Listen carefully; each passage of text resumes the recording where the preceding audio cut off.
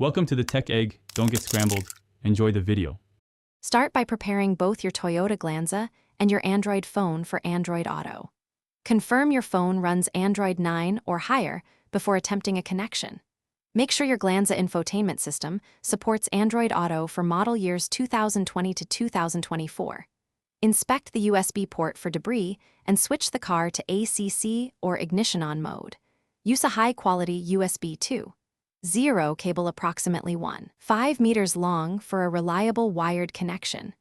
Charge the phone to at least 20% to prevent Begin connection by unlocking your phone and opening the Android Auto app immediately.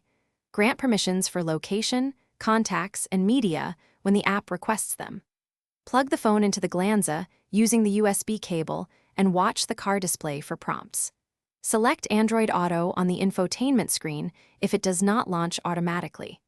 Accept prompts on both the phone and car display to complete the initial pairing process. Wait up to 30 seconds for apps to populate the Android Auto home screen.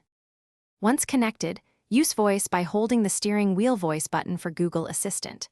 Use navigation, calls, messages, and media through Android Auto while keeping eyes mostly on the road.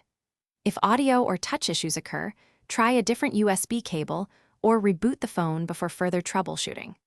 For wireless Android Auto, confirm Wi-Fi and Bluetooth are enabled on the phone and pair with the Glanza successfully. Keep phone software and the car head unit firmware updated to the latest releases to improve stability and performance.